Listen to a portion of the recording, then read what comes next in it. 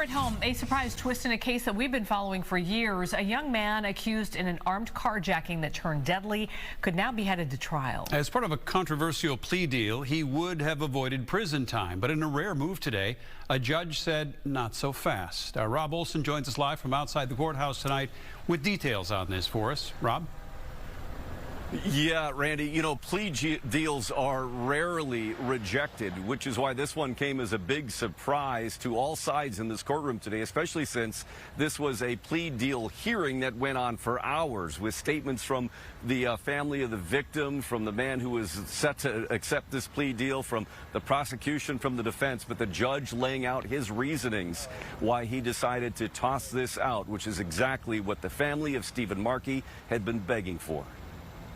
It doesn't make sense to our family at all. One by one, 6 members of the family of Steve Markey, who was murdered in an attempted carjacking in Minneapolis 4 years ago, bared their mix of anger and grief in a Hennepin County courtroom. The person who cold-bloodedly murdered my son is getting off with probation.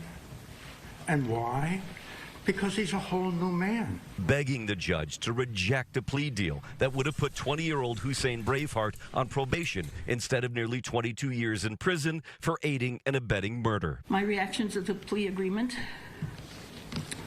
we are witnesses to the collapse of the Hennepin County Attorney's Office. Loudly criticizing Hennepin County Attorney Mary Moriarty, and through tears calling this plea deal a disgrace to the justice system. I know judges don't often reject negotiated pleas, but this is the negotiated plea to reject. Moriarty's office had justified the deal, saying Braveheart was a lesser part of the crime, that he was an accomplice that day in 2019, and that he had made progress in rehabilitation. I apologize for not being a better person that day. If I could take my actions back, I would, in a heartbeat. But the judge said Braveheart also fired shots at Markey, that he supplied the guns, and he cast doubt on his actual progress while in custody. I am not accepting Mr. Braveheart's guilty plea at this time. Markey's family afterwards admitted being very surprised because plea deals are so rarely rejected.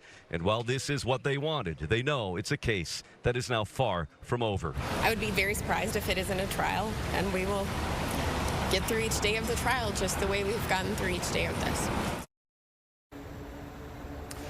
There is now an omnibus hearing, that is a pretrial evidentiary hearing scheduled for December, which would then at that point set a date for a future trial unless there's a new plea deal that comes up between now and then. In a statement from the Hennepin County Attorney's Office, they said, not surprisingly, that they disagreed with the judge's decision that while on a probationary status, Braveheart would continue to get intensive treatment. They wouldn't get that if he went to prison and would likely come out of prison worse off than when he went in. So that's why they supported the plea deal. But again, the judge saying it just didn't fit the parameters for him, and he said no. Live in Minneapolis, Rob Olson, Fox 9.